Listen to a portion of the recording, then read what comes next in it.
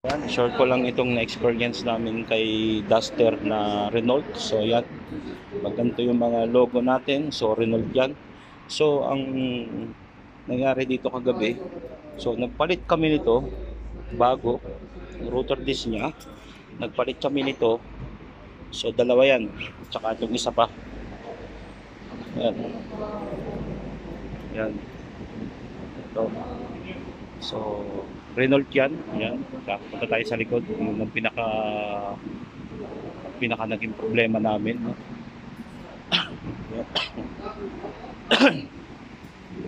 So yan, kita ko sa inyo si Renault, kaya Renault Duster pala yan. So ang nangyari dito, nung may kapit namin si preno, pumutok ngayon si ito, no? So paano nangyari yon? Bakit akala ko sirato? Ayan. So paano nangyari yon? So ang naging cross niya kung bakit kami naputukan nito. Ayan. Kasi yung brake shoe niya, eto, sobrang nipis na. Yung isa nito pang ilalim, bakal na. Bakal na talaga. Tapos yung adjuster niya nakasagad na. Ibig sabihin, magkabit kami siguro ng preno doon, magbi-bleed na kami. Magbi-bleed kami para matanggal yung hangin ng brake fluid. So ngayon pag-apply ng preno, lumusot, pumutok dito. Kasi bakit? Kasi sobrang nipis niya na. Pag-apak ng preno, syempre bubuka yan eh. So ngayon, na-reach niya na talaga yung sagad na sagad talaga siya. Kasi lumalabas ang paganyan yan eh. Yan, may tumutulak dyan. So ito yun. Ito yung lumuwa niya. Pinaka-piston niya. Lumuwa siya. Yan. Tumalsik umano siya, talagang nasagad niya na. Pinaka-piston niya. Yun. So ang aral dito, kung tayo ay may mga sasakyan, so bilang isang owner ng ating sasakyan, dapat alam natin kung nakakapagpalit ba tayo sa tamang panahon, no? Kasi ito more or less nasa kalahating milyon na, although magsi 600,000 na to eh, kilometer. Mula nung pagkakabili niya 5 years, sabi nung in-interview ko yung may-ari, hindi daw talaga pala siya nagpapalit. So yun lang siya lagi nagpapalit. Ngayon, kaya nung pangalawang palit niya, hindi pa pala siya nagpapalit dito. Ito yung na-encounter namin. Ito yung nangyari sa amin. So dapat kung tayo may sasakyan, although nasa mga 70 to 80,000, sa agaran tayo sa 100, medyo nagpapacheck up na kayo ng preno nyo, no? Kasi ito, hindi to disc brake, no? Hindi kagaya nun, disc brake, masisilip nyo talaga kagad yun. Makikita nyo, no? Makikita nyo yun. Kasi ito parang pa-brake drum siya eh. Pabilog, no? So, ang isa pang masakit dito sa Renault, hindi natin, ang adjuster niya, nandito sa dinadaanan ng stop bolt. Nandito ito. Ito. Yan. So, ang position niya, nakaganyan siya. Yan. Nakaganyan ang position niya. So, dito tayo mag-a-adjust. Ito kasi yung adjuster ng Renault ng preno natin.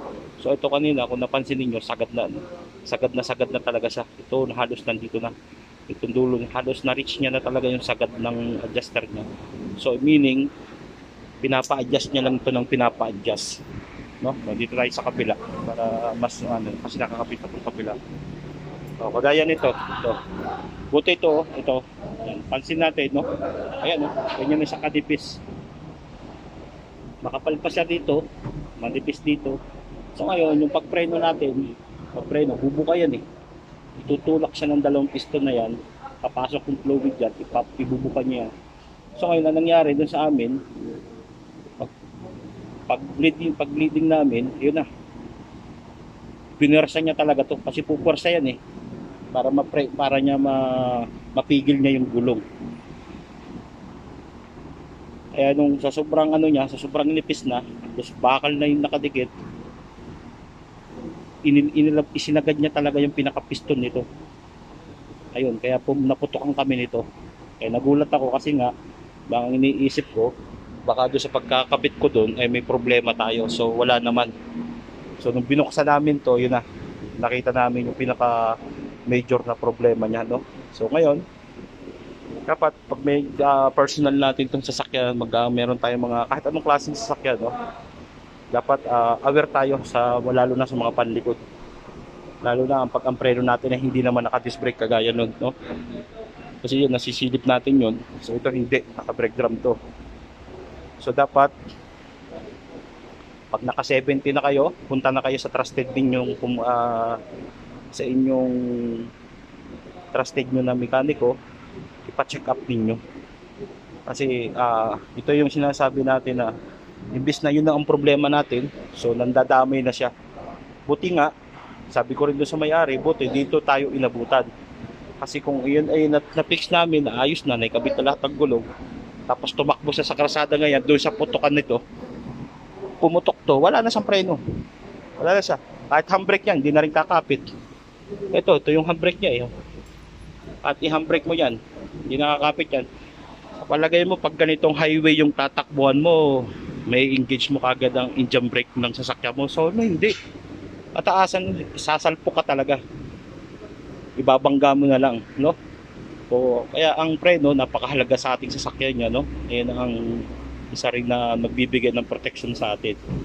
Kaya medyo wag din natin gayahin yung may-ari nito na medyo naging pabaya din siya, no? Kasi 5 years based sa interview ko sa kanya kagabi, 5 taon na daw. Kasi patapos na tong bayaran tong sasakyan niya, hulugan to. Hindi daw niya yun, hindi daw niya nagpapalit. So ito yung naging problema natin, no? Pero ito hindi naman siya pumutok, yun lang isa lang talaga. Pero pala kasi yun, yung isang kasi kinuha kasi hindi ko may pakita kasi sinampol nila. So wala na talaga. Ito na yung kumakapit. Bakal na, kaya pala sabi niya may naririnig-rinig na daw siya sa likuran niya pag na-membrane na siya. Sabi ko ayun na yun, no? Oh, ito yung position ng adjuster niya. So meron siyang yung pinaka brake drum niya, yung drum niya rito. May ikot nito yung kinakapitan. So doon kumakapit yung stud bolt niya, no? So yung sa butas ng stud bolt niya, dito yung pinaka-adjuster natin. So hindi natin siya masisilip dito, no? Yan, wala siyang silipan dito. Meron pala, may silipan pala kung makapalo ano, pero ito. Yan, silipan to pala. Yan, may silipan pala to rubber to. So yan. Yan, rubber to. Yan, silipan natin ng ano yan, na lining ng preno natin kung makapal pa o hindi manipis na. So ito, normal lang talaga to na medyo manipis dito, makapal, no? Kaya dapat pag sumisilip din pala tayo dito, yan, dapat dalawahan, no? O kagaya nito, to.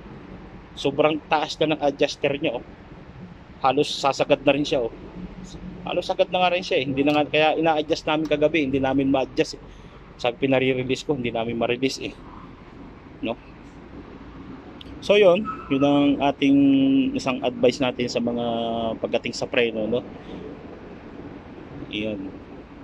At nako, ang hirap nito. Lalo na sa atin sa Pilipinas, may mga palusong tayo, yan.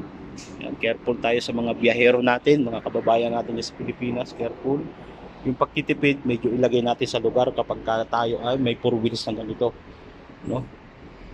So yun. So ito yung design ng stud bolt ng Renault na yan. Yan. So parang siyang ano ng Porsche, no? Ito ang ano ng Porsche, stud bolt ng Porsche, no? So ito naman yung pinakaano na dito. Yan, meron pa siyang may ano to, mayroon tang plastic parang ano to? Hindi naman to o-ring. Oil seal. May oil seal siya. So ito yung cover niya dun sa ano niya. So yun, imbis na dapat dadamay na natin to. So siyempre ang natutunan namin dito, pag ganito yung mga ganito yung design ng mga preno nila, so dapat bago namin tanggapin yun, although may interview kami dito, interviewin namin yung customer kung ganito. Yun yung sabi ko sa kasama ko, yung kahapon tumanggap ng customer, dapat interviewin natin kasi Kasi napaisip ako, wala naman kami ibang ginalaw kundi yun lang, bakit sumabog to. No? Buti na lang yun makita namin, ito yung naging problema niya. Kaya yan, once again, thank you ulit sa advice natin yan. Yan. Si Renold dyan, si Duster. Yan. Thank you guys and see you. Yan, antay lang kami ng spare at tatapusin namin to. No? Na-vlog ko na rin to. So, iba naman yung kanilang iba naman yung vlog ko, no? Yan. Yan. Thank you, thank you.